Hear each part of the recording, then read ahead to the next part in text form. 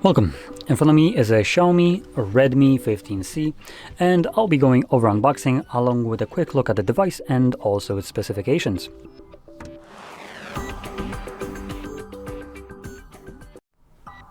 So let's just get straight into this. We have two seals to cut through at the back. There we go. And popping it open, we are presented obviously right with the phone.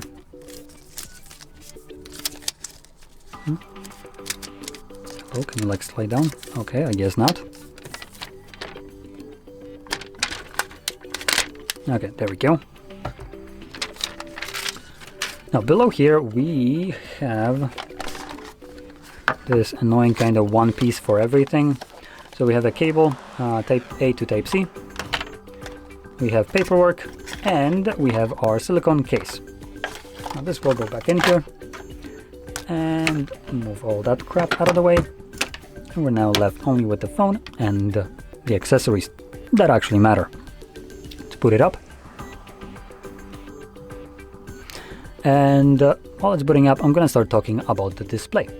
So this is a 6.9-inch display with a measly 720 by 1600 pixel resolution, LCD IPS, running at 120 Hz refresh rate.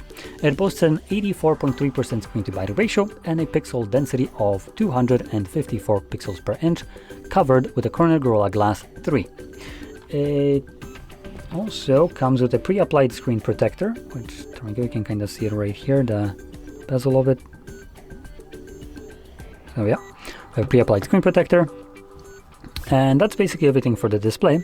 Now for people that don't know what I just said in terms of the display specs, it's the only redeeming quality about this display is the high refresh rate. Everything else is absolutely garbage about it. The bezels are horrendous. The LCD IPS is just that, which isn't great. The resolution is horrendous. Pixel density because of that too. And the Corning Gorilla Glass 3 is a bit dated, so it won't be as durable as some other displays nowadays, but it does come with a pre-applied screen protector, so it kind of makes it up.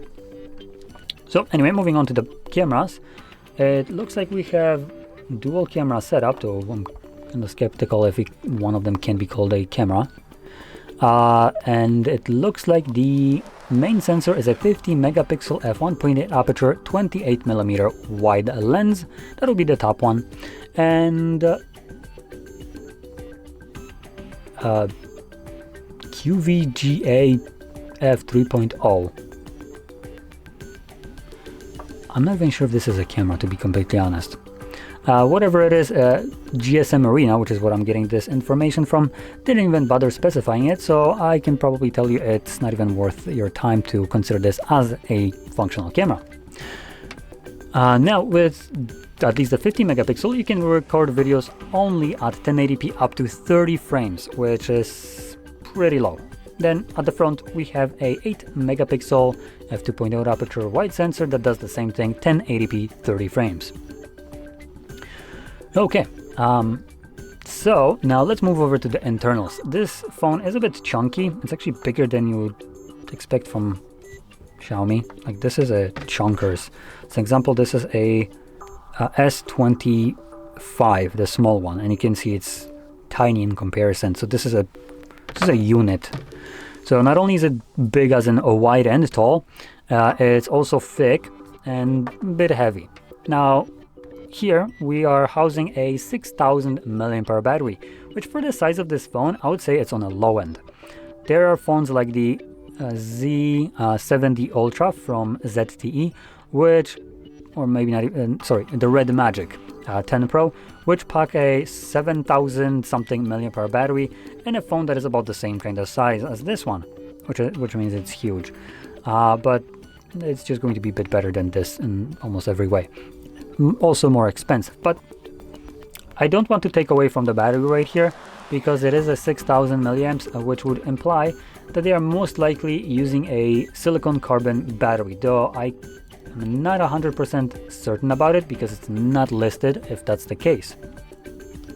But typically phones with 6000 milliamps would would use that. The thing that kind of makes me pause a bit is just the sheer size of this phone. If they wanted to, they could probably fit a normal normal lithium-ion battery in here at 6,000 because of the sheer size of this, but I'm just gonna keep that as it is, unknown in a way. It's still 6,000 is good. And another thing that's good is the charging speed at 33 watts. Now this, by all intents and purposes, is a budget device. So having a 33 watts charging speed is exceeding what the S25, which is a flagship from Samsung, offers, as this does 24. It's an absolute joke. So here we actually have a nice charging speed, which is props for that. Now, if we move over, we do have only 4 gigabytes of RAM right here, which is on a low end for an Android device. And talking about Android, it is Android 15 with HyperOS 2.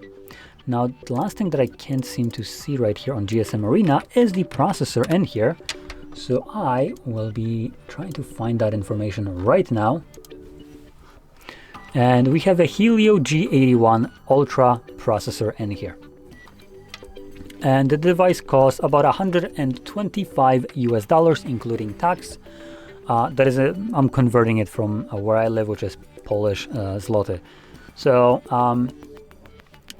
so for about $125 you get an okay phone, but this is I would say not worth the purchase. And I'm gonna kind of go probably off the rails, and some people will probably not find this useful, but for the selected few who don't mind spending just a little bit more, I have a much better alternative to this device. And that alternative would be coming at about $200 instead of the 125, give or take.